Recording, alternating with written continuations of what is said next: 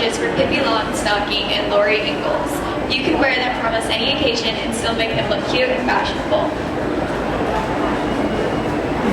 Today I'm going to teach you how to do the English braid, the reverse braid, the French braid, the Dutch braid, the fishtail braid, the rope braid, and also just a bunch of my favorite braids that are just kind of for fun. The first thing we're going to do is the English braid, and it's just a regular braid. I'm going to show you on this rope because it's a little easier to see.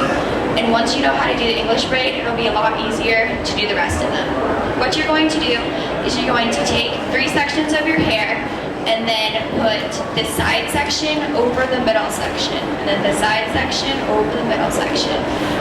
Your pieces of hair are going to keep switching places, but it doesn't matter. You just take one side section over the middle and continue doing that all the way down.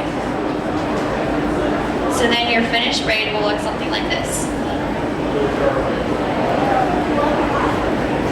The next thing we're going to do is the reverse braid, which is exactly the same, except you're going to pull the pieces of hair behind. So before I was taking them over, now I'm going to pull them behind. Right now, you're not going to see much difference in the braid, but when you start French braiding and Dutch braiding, it's going to make a lot of the difference. So again, you just pull those section pieces behind the middle section. And you just keep doing that all the way down, and it's going to look exactly the same as the English braid for now. The next thing I'm going to teach you is how to do French braid, which is where your regular English braid comes into play. You're going to, first of all, just start with this middle section. Well, I guess you don't have to start with the middle section, but for most people, they start with the middle. I have started to on the one side of their head, and you can go diagonally across, but for today, we're just going to do this. You're going to make sure that the pieces are somewhat even, because this is how your braid is going to line up. If you have too much hair on one side, then it's going to be lopsided and it won't go straight. So you're going to take a section like this, divide it into 3 sections, and start braiding over. Some people do 1 or 2 twists, but I just start out with 1, and then you start French braiding. What you're going to do is pick up a piece. You want to make sure that you get close to the scalp and pick up all the piece in that one section. Because if you don't, you're going to have pieces lying underneath, and then they're going to get caught up in other pieces, and it's not going to look as neat. I've been told that I French braid a little different than everyone else because I pick up both sides at the same time.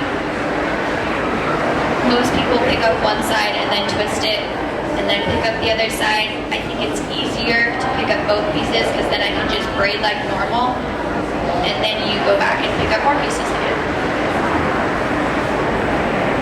The reason I decided to learn how to do all these different braids is because I'm on both the softball and volleyball team, and a lot of girls on both teams, so I was the designated braider, and I had to braid a whole team of girls' hair before the game, and it was hard to do because there are a lot of girls, and so I decided I was going to teach other girls so that I didn't have to do 20 girls and over in one bus ride. So you're just going to keep braiding all the way down, and once you get to the bottom, you're going to want to have them tip their head down, otherwise you're going to have pieces of hair that are a little looser, but we're not quite there yet. So you're going to continue braiding all the way down, but for time reasons, I'm just going to go part way. This is what it'll look like, and then it'll go all the way down. And then once you've got enough hair to pick up, then you're just going to braid a regular English braid and then secure with an elastic. The next one we're going to do is the Dutch braid, and it is exactly the same, but you're going to reverse braid. So you pick up your section of hair, divide it into 3, and then you're going to pull the piece underneath of it. This part gets a little tricky, especially when you're used to doing it in an English braid, because you kind of forget which way you're going. But once you get going, then once you get the hang of it, it's kind of like riding a bicycle. You never forget. So again, just pick up pieces and pull them underneath the center section.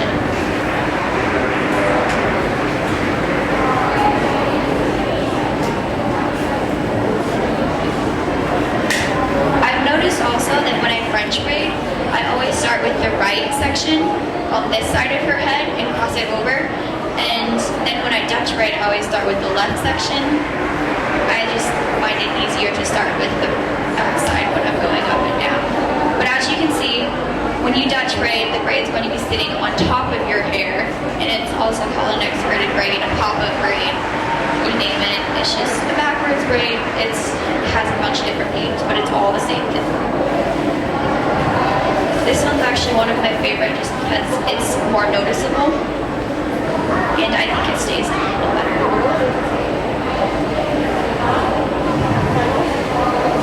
Again, when you pick up pieces, you want to make sure they're about the same length. A good way to measure that is when you get to their ears. If both sides are even, then you know that you're picking up the same amount.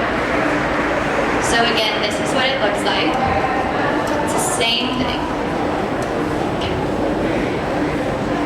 The next one I'm going to kind of show you is a fishtail braid. This one is fairly simple once you get the hang of it. It's very time consuming, especially when you have as much hair as mine. That's actually what I've done to my hair. This is what it looks like from the back.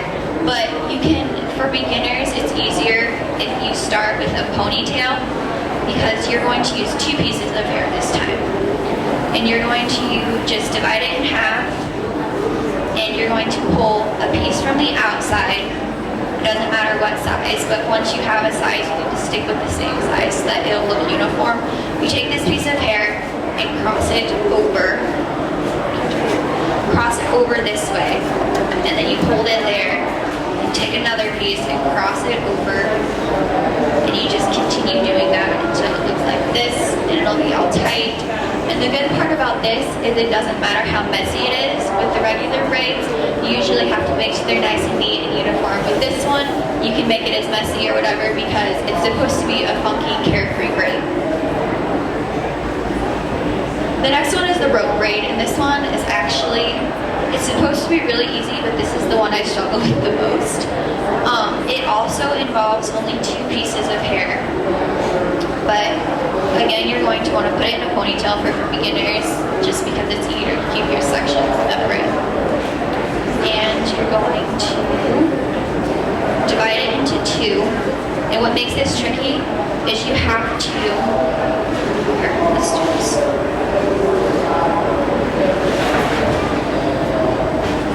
Sorry. Is you have to divide it into 2, and you have to spin one way and wrap it the other.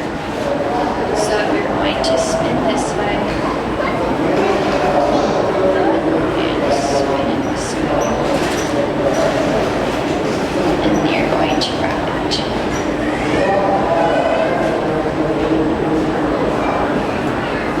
The reason you wrap it the opposite way you spin is because it helps it hold better once you're finished.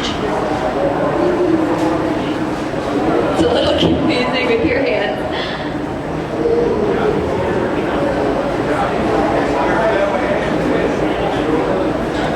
But when you're done, you should get something that looks like this. Okay? And yeah. And then these are more of my favorite ones. The fun braids that I'm going to show you today are headband braids, halfway braids, falling braids, Danish braids, and updos.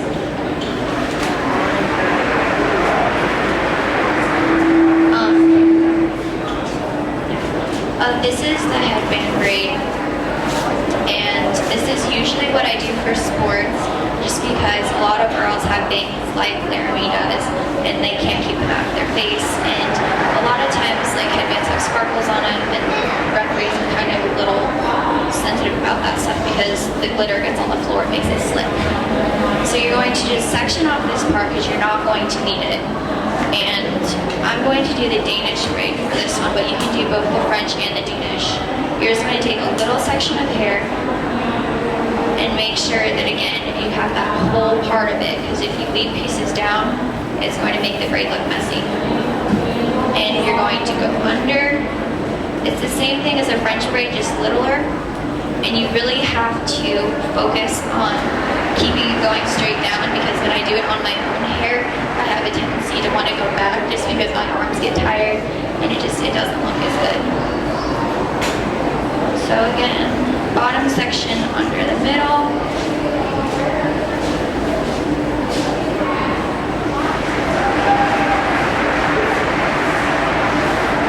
When you run out of hair, you're again just going to regular English braid it, and then you'll be able to pin it into your ponytail or tie it back, whatever.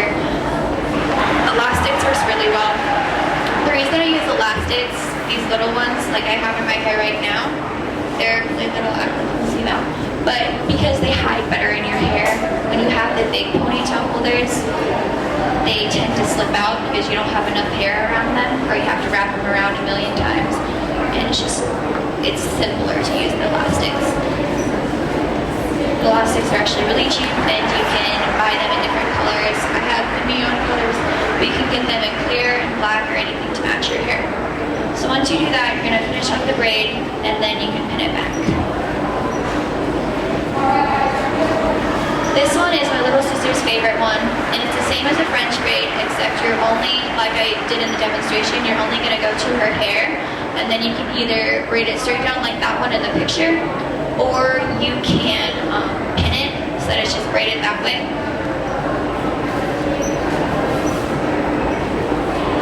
This one is actually one of the hardest ones that I'm going to show you. It's the falling braid. And what you're going to do is you're going to start on one section of her hair, and you're going to take a side section because this one is going to be a horizontal braid rather than a vertical braid. You're going to separate it into 3 pieces. Go over this time. And this time I'm actually going to do 2 twists because you're going to drop pieces of hair and pick them up as you go. You're going to drop this bottom section and pick up a section, and that piece that you dropped, the piece you picked up, is the piece that you're going to use instead. So you're going to twist and drop your bottom piece. Then you're going to pick up another bottom piece, to twist over the top, and drop your bottom piece. Pick up, twist, and drop your bottom piece. It's a little messy because she has layers. It works better when your hair is uniform, but you're going to do that all the way around, and then you're going to pin it back here, and then you can do the other side too if you want. But it'll look something like that. This next one is a Danish braid. I'm not going to demonstrate it just because it's fairly simple. You're going to do a regular braid. You can do both the Dutch or the English.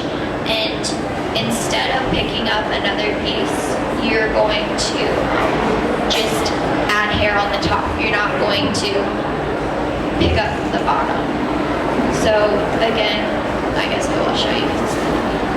You're going to go over and just pick up hair from the top. Instead of dropping pieces with the falling braid, you just pick up hair, and then you just keep braiding. And then pick up from the top, and keep braiding. That's all it is. Updo braids. The possibilities for these are endless. You can have a lot of fun with them. There's going to be a couple of pictures showing you the rest. This one is a lot of fun. It's more for when you go out to eat or something like that. I really wouldn't suggest it for sports because of the messy bun. It tends to fall out. But you're just going to take a section from one of the sides and just braid it diagonally. And this one is the pop-up braid. And then you're just going to stop and you're going to put your bun in. It's pretty simple. This next one is the one I actually started to learn how to French braid on because I could never get it straight in my own hair when I did it myself. So if I did it like this, people were like, you know your braid's not straight. Yeah, did it on purpose. So this is actually really easy to start with. You just start at their ear and you braid over to their other ear, and their hair should have on their opposite shoulder before you started. This one I have not tried yet. It looks like a lot of fun, but what you're going to do is to have the accent braid on the top, and you're just going to take a piece of hair and braid it straight across and then just pin it over here. Then you're going to do a regular French braid, except you're just going to pull pieces from their scalp and pull it in so that you get the hair underneath that you can still see.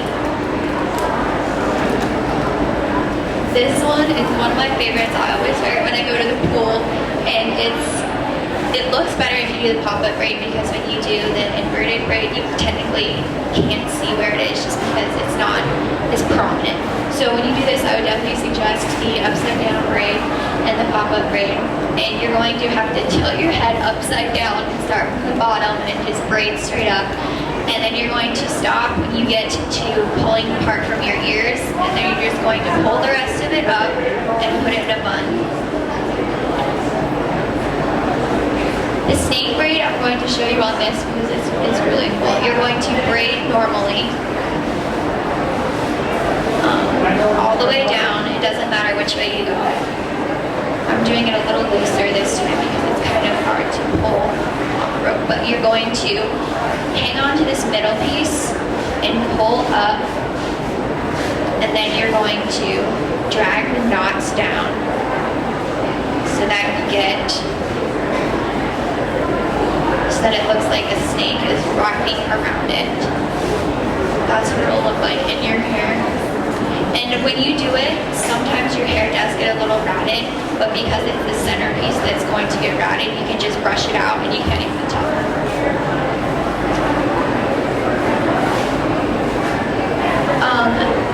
My resources, I don't know if you can see them, they're underneath each picture. I apologize, it looks like this screen is not showing them. But that is the end of my presentation. Are there any questions?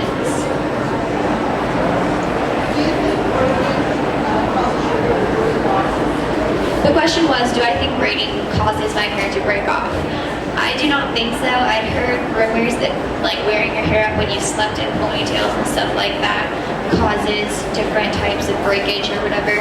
But I don't think it makes a difference because I don't braid it tight enough for it to cause any damage, and I haven't seen any difference in my hair now that I've been braiding it more often.